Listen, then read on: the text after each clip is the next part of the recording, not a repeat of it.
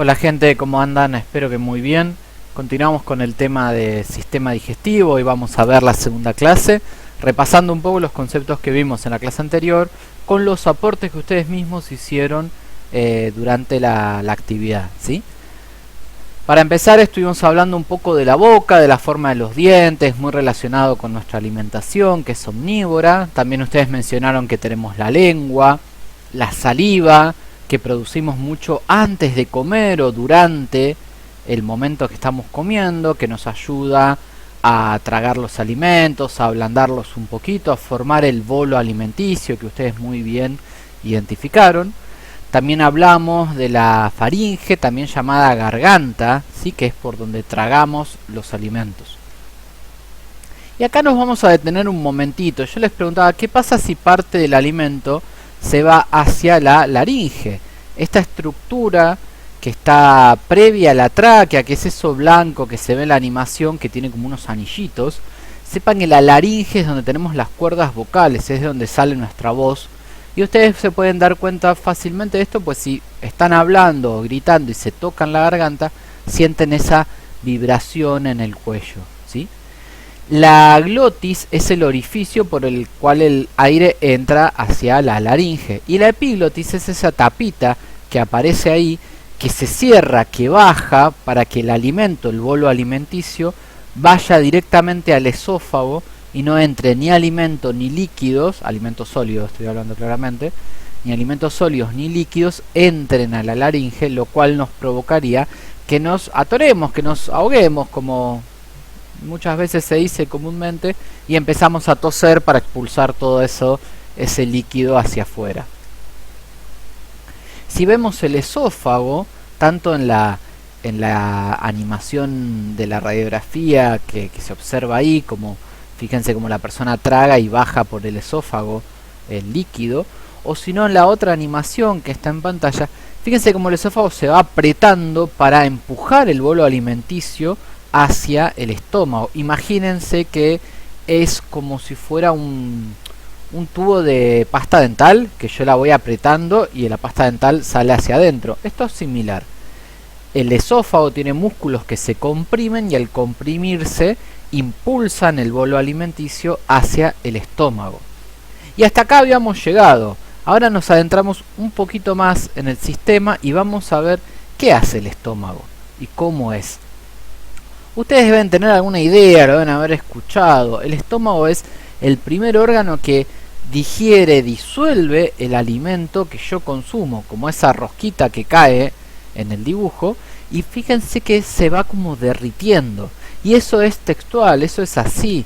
Se va derritiendo porque en nuestro estómago tenemos ácido clorhídrico, junto con unas proteínas especiales que se llaman enzimas, que ayudan a ir desarmando, desmenuzando ese bolo alimenticio para formar una pasta mucho más blandita y ya bastante digerida, que conocemos como quimo. Pero piensen algo, si el ácido clorhídrico está en el estómago, nuestro estómago tiene que poder soportar ese ácido, soportar ese estrés que le provoca, ese daño que le podría llegar a provocar. Las paredes de nuestro estómago están preparadas para esto, contienen sustancias que lo cubren y lo protegen del ácido. Pero el resto de nuestro sistema no. Entonces, al inicio del estómago, al ingreso del estómago, la unión entre el esófago y el estómago, hay una valvulita que se llama cardias, que se cierra cuando el alimento ingresa para evitar de que o vuelva el alimento hacia arriba, hacia el esófago, o si no también suba un poquito de ese ácido que nos lastimaría. Y al finalizar el estómago tenemos otra válvula que se llama píloro. El píloro se cierra para que el alimento se quede un rato largo en el estómago digiriéndose y permite que las enzimas actúen y vayan desarmando los nutrientes que nosotros consumimos, ¿sí? Y evita que también que ese ácido se escape y siga a los siguientes órganos cuando no corresponde. En algún momento vamos a ver que el alimento, este quimo, que es el alimento ya bastante digerido, va a continuar su camino, pero todavía no, se tiene que quedar un ratito ahí.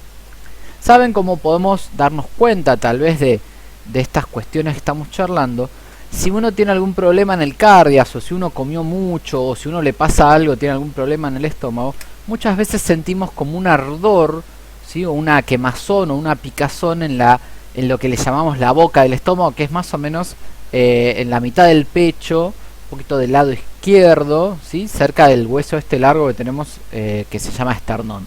Sentimos un dolor, ardor o malestar ahí, y eso significa que parte del ácido clorhídrico que tendría que estar en el estómago, por algún motivo se fue hacia arriba un poquito y nos está dañando el esófago. No se preocupen, que el esófago se cura rápidamente, así no vamos a tener ningún problema serio de salud si nos pasa una vez cada tanto.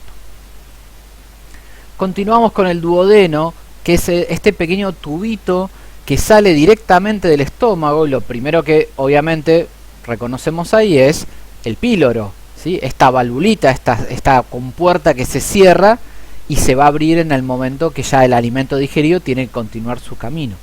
Lo interesante del duodeno es que se conecta con dos órganos que vamos a ver más adelante, que son el hígado y el páncreas. Y al mismo caen la bilis y el fluido pancreático, que son dos elementos sumamente importantes para digerir el alimento. Entonces acá empieza la última parte fuerte de la digestión de nuestro alimento. Arrancó en el estómago, arrancó en la boca, podríamos decir, continuó en el estómago, y acá inicia su última parte de digestión, gracias a la bilis y al fluido pancreático.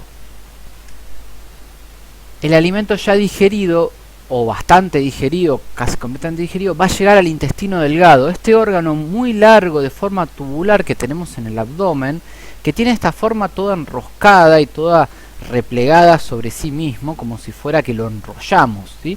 Es más, saben que nuestro intestino mide casi 7 metros en una persona adulta, ¿no? Independientemente del tamaño de la persona, nuestro intestino mide en todos los casos más o menos 7 metros, ¿sí?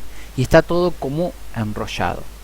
Pero bueno, ¿por qué tiene que ser tan largo? ¿Por qué el alimento tiene que ser digerido? ¿Para qué digerimos el alimento?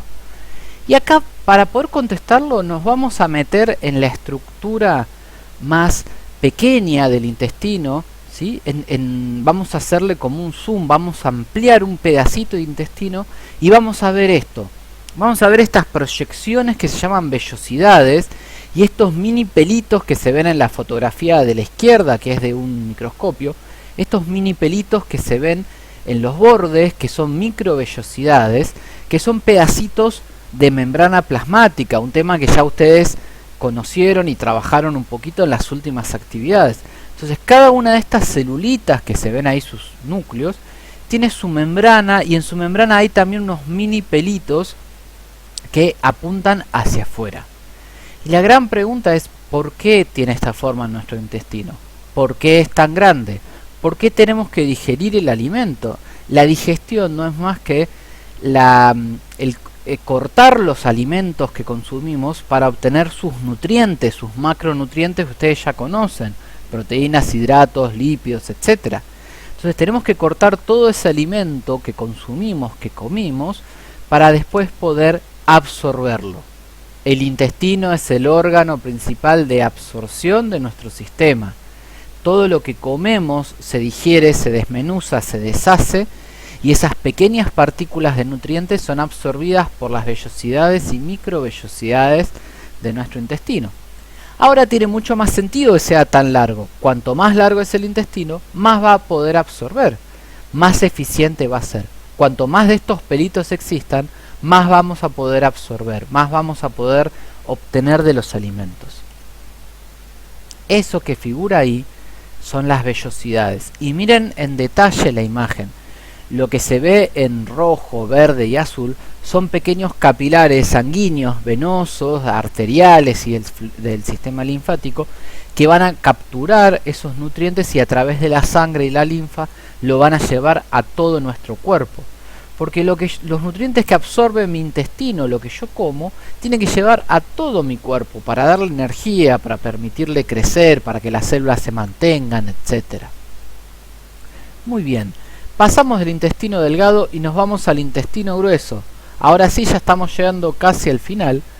Este es bastante similar al delgado, pero es más grueso, como lo dice su nombre, y un poquito más corto, mide más o menos 1 metro y pico, dependiendo.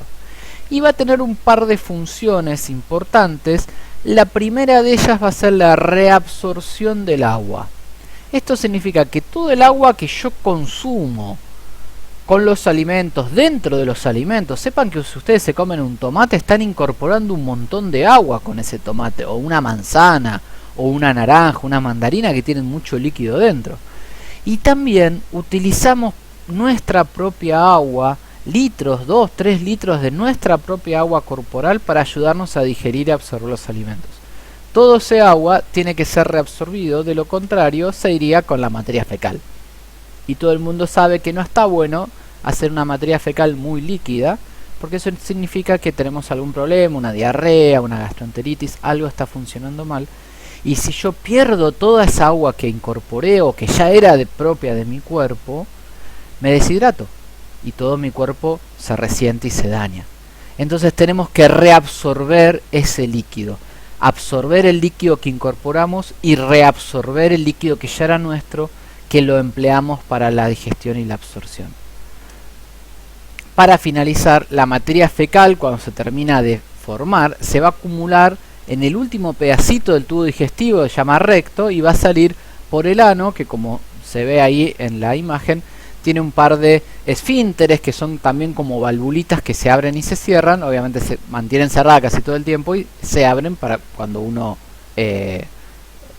va de cuerpo, ¿sí? Cuando uno evacúa la materia fecal, ¿sí? Y ya que estamos con esto, ¿hay alguna confusión de qué es la materia fecal? Mucha gente dice que es lo que no le sirvió al cuerpo, o lo que mi cuerpo no le conviene, o lo que sea, y no es así. La materia fecal es todo lo que no se pudo absorber, lo que no pude digerir y por lo tanto no pudo absorber mi cuerpo. No importa si me sirve o no me sirve, no apunta a eso el sistema digestivo no sabe qué le conviene a mi cuerpo. Lo que puede digerir y absorber, lo absorbe. Lo que no, lo expulsa. Nosotros tenemos que tener una dieta equilibrada, balanceada, como trabajamos en las otras actividades, y lo que mi cuerpo no puede absorber, no lo va a absorber, y lo va a expulsar con la materia fecal. Espero que les haya quedado claro, que les haya gustado esta clase. Nos vemos en las próximas. Muchas gracias. Adiós.